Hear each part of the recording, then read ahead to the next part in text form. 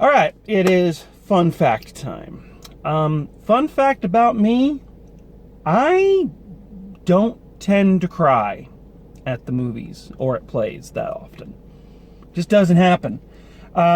Which is funny when you consider, one, how many movies I go to and how, TV shows and whatnot, and how many plays I've been to, and also that I work in the entertainment industry. So the fact that I don't tend to tear up has been a point of contention with a lot of friends of mine. More specifically, I have never cried at a Pixar movie. Not once. They just don't hit me.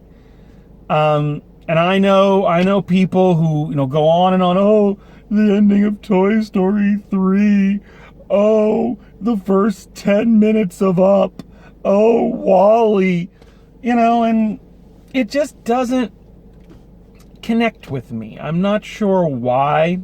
I've done some pretty deep diving, not deep, like I haven't gone to therapy or anything, but I've thought a lot about it, like why certain things don't connect with me, and it's a lot like a sense of humor. People don't really take that into consideration because we think that the same thing that makes one person cry will automatically make everybody else cry, because we all are pretty much connected to the same sad things.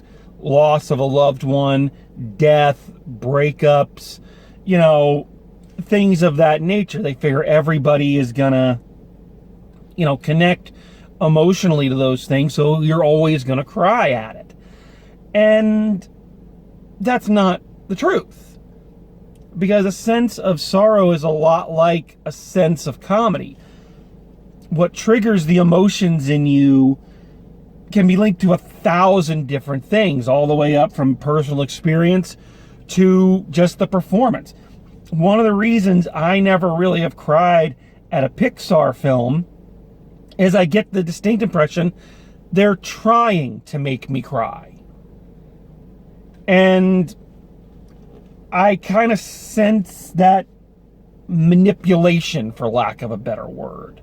And I'm like, okay, if you're going to try to make me cry, I'm not going to do it.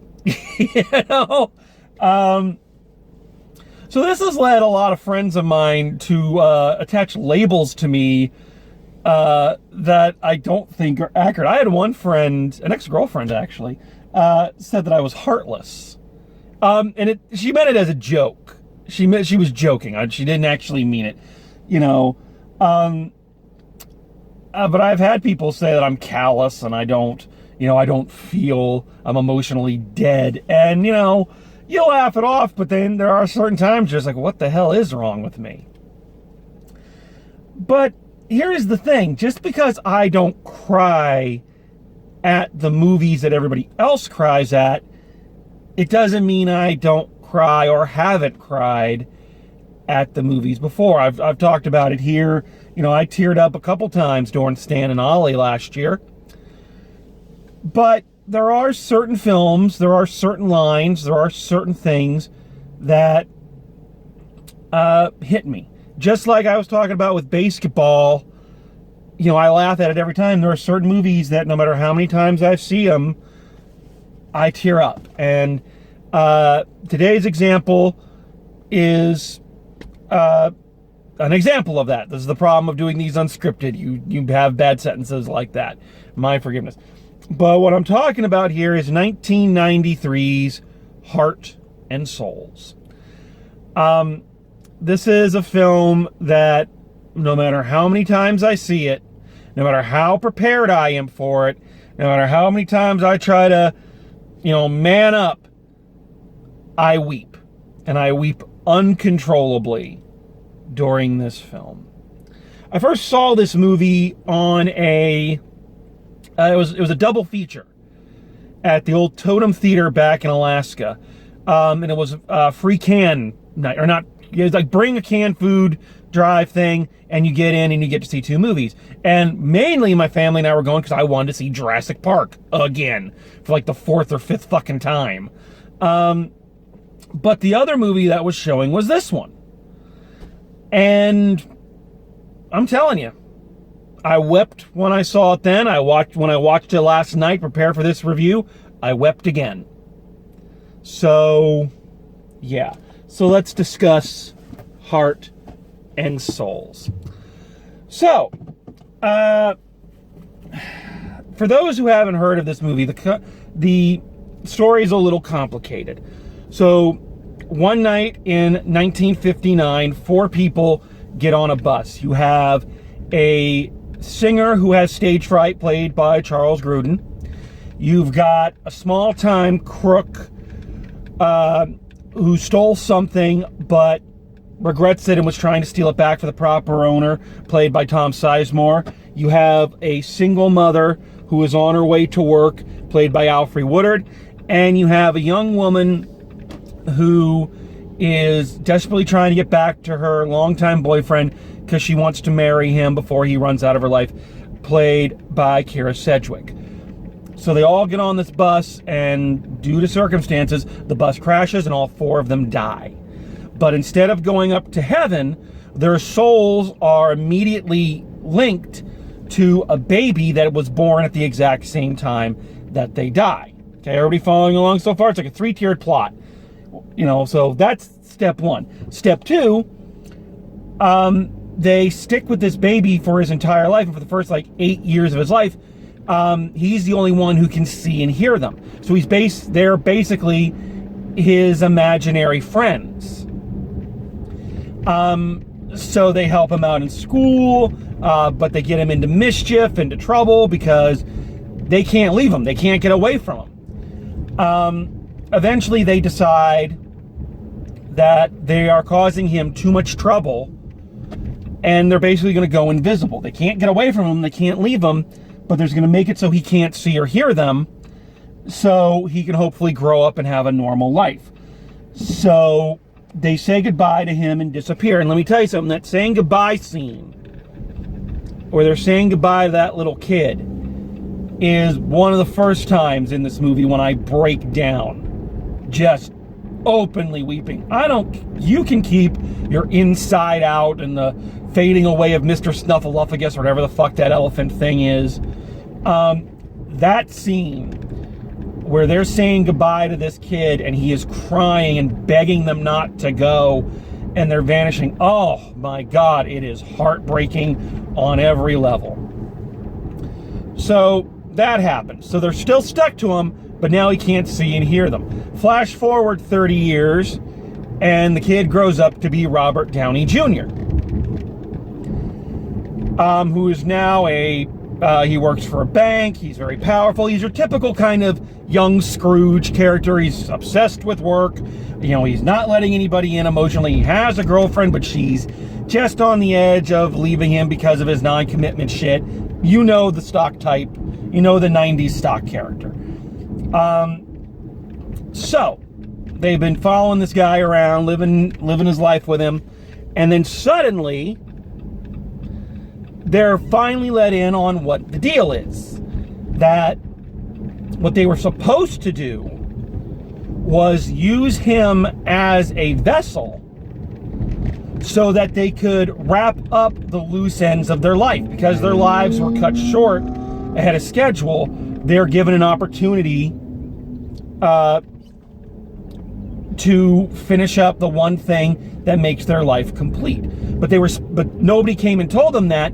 So now time is up, and they have to go to heaven so that their souls can be reincarnated into new life. So they're given a tiny little fraction of time, ticking clock, works great in the movies, to reestablish themselves to Robert Downey Jr., explain to him what's going on, and have him help close out their lives. So yeah, and of course, through them completing their various journeys, he learns things, don't work too hard, let people in. It's a fairly standard lesson learned by the end. So why is this movie memorable? First of all, I said this in my review of The Way Back about just how talented the once and future Iron Man truly is. We know him kind of in the one note right now. He's been playing Iron Man primarily for the last 10 years. No shame there. Rake in the cash, dude. You've earned that. But back in his heyday, back in his early days, before kind of the drugs and alcohol got to him, man, Robert Downey Jr. was talented. And they do a thing. One of the gimmicks here is that, of course, the spirits, the souls can enter his body and take him over. So it means he plays each one of them at some point. Jack Black playing a woman and playing a black guy in the Jumanji films is great, but Robert Downey Jr. playing Alfre Woodard is fucking hysterical. He is so good there. He's not as good with playing Kira Sedgwick or Tom Sizemore, who's kind of the greaser character. Those are a little bit more James McAvery in Split, a little bit more big caricatures and not really characters. But he's still good, and he's still the physical comedy that he does and the physical transformations that he does are just fantastic. This is also what I refer to, one of the reasons why this is a tearjerker for me, is this is one of those films I always refer to as a life affirmer. Kind of in the same way It's a Wonderful Life is a life affirmer. And showing just how those little things complete you, So like the big one I think of is, so Charles Grodin's character is, again, a singer. He wants to be a singer. He wants to sing, but he has stage fright. And through his life, he keeps trying to overcome it, to do it, but he always chickens out. He doesn't try. So through shenanigans, they get him up on stage at a B.B. King concert to play, to sing the national anthem. And it's Robert Downey Jr. doing it, but when he's singing the national anthem and the people are getting into it and B.B. King is playing along, it is so affirming. It is just, you feel it. You're just like, yes, he did it, yes. And that's a moment where Robert Downey Jr., again, just acting, the look on his face and the little expressions of this guy inside him, that sounds like a weird statement, makes you think it's a different kind of movie, doesn't it? This spirit inside him, realizing his dream and both the happiness and a little bit of the sorrow of it, that, man, if I had just done this all the time, it's so good. It's such a great moment. It does lead to one of the flaws with the film. I like that it's a showcase for Robert Downey Jr. and just how good of an actor he is. But you do kind of feel like you're not getting the souls perspective. They're the characters that we are really connected to, are these four souls. Robert Downey Jr.'s character he's good, but it's a very stock character. Like, there's not much to him. These other four souls are the ones that we are given some texture to, and some context for. So when Robert Downey Jr. is up there singing for Charles Grodin, the Charles Grodin doesn't really get the payoff. You know what I mean? We're seeing somebody feeling it for someone else, like one person removed. What I would have done directorially there is, for scenes like that, I would have still had it where we, the audience, could see Charles Grodin, but the people in the world of the movie saw Robert Downey Jr., kind of a quantum leap kind of thing.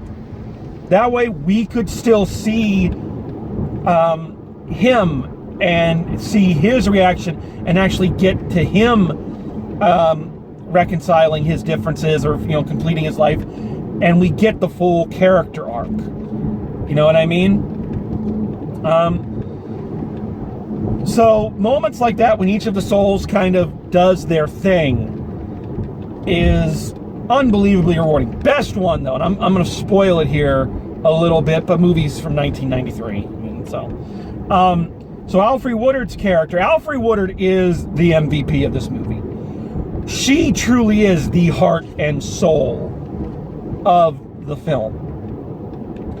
Her character is the most grounded, it's the most believable, and it's the one that you are really rooting for throughout the entire film, because she's a single mother who died and left her kids, and she is just trying to find what happened to her kids.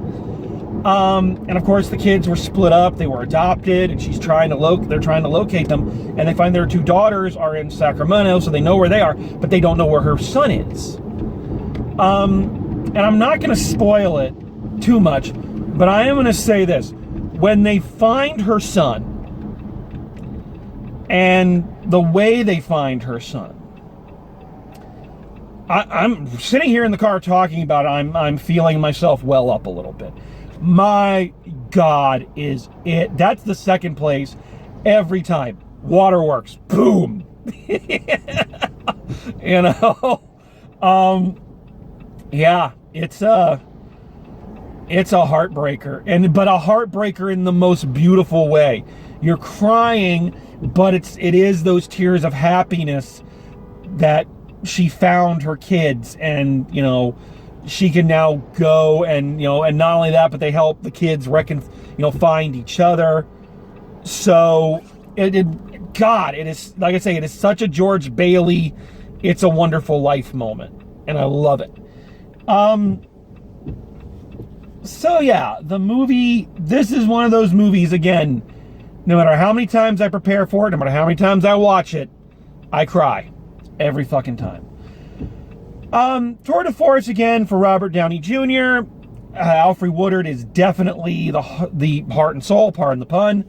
Kira Sedgwick is just as charming and wonderful as you would expect Kira Sedgwick to be. Charles Grodin is okay.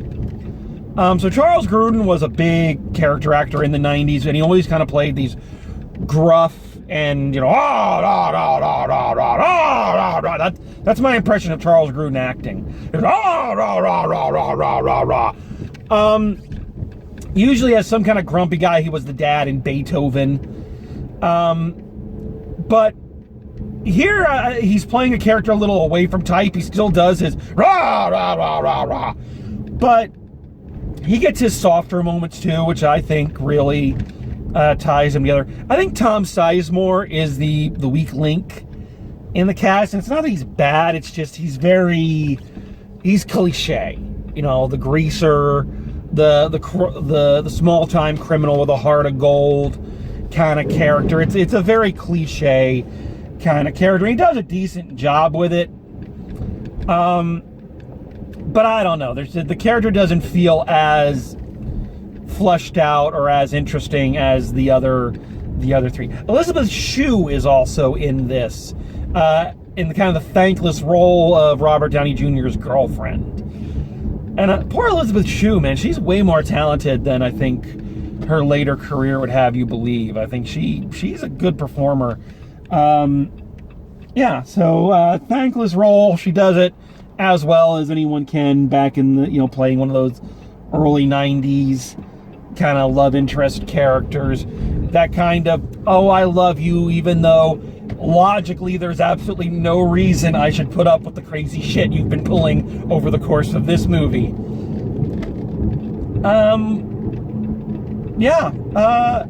So the film, directed by Ron Underwood of City Slickers and Tremors fame, so it's got a steady hand behind it. It's a movie that is shamelessly emotional. But I never feel like watching it like like my emotions are being manipulated. I feel like they're coming about in a natural, or as natural as this kind of film can be. And it's that wonderful mix of tearjerker and life affirmer. As each one of the characters achieves their goal, you feel it when they each have to kind of go one by one. after they've done their thing and they have to go to be reborn. You really feel those goodbyes. I guess that's another thing that maybe I think I maybe would have done a little different directorially, or is that so each character fulfills their destiny, completes their life, and then the bus to heaven, just go with it, comes to take them so they can be reborn. And you have these goodbyes. Oh, goodbye Milo, goodbye this one, very Dorothy leaving Oz. Each time they get on the bus, they go away, and then all the characters are like, all right, well, what's next? Like immediately, it's like an immediate turnaround. And you're like, wow, I would have felt that for a little bit longer, especially maybe not Robert Downey Jr. as much, or maybe it would have been good to see him care a little bit more and more and more as the film goes. But I think they try to do, but it doesn't come across as strongly. But especially the other ghosts or souls who have been with each other since the 50s. Surely you're going to miss the person who is just left, even though, yeah, you've got things to do. So I don't know, I would have taken just a tiny little bit more time with it. But minor things like that do not take away from the fact that this is a beautiful, life-affirming, feel-good kind of movie. It's a good cleansing cry kind of movie. And I hope more people kind of discover it. Part of the reason it's being featured here. It just reaffirms that thing that life is beautiful, and sometimes the littlest things, singing for a person, finding your kids, righting a wrong, is all you really need to affirm that your life had value and you made some kind of an impact. So, one of the reasons I just love this movie. So, I hope that you're enjoying this little sub-series. It's going to be going for a while from what I'm gathering. So I'm certainly enjoying revisiting a lot of these films and sharing them with you. And yeah, so what's going to be next on the list? I don't know. I got a lot of possibilities. If there's something you want to see or you want to talk about, let me know. If it's in my rotation or I've got it, maybe it'll make it on. So I hope everybody's doing okay. I hope everybody's staying safe and staying healthy. And we're going to get through this, folks. So, until next time, drive safe, and I will see you at the movies.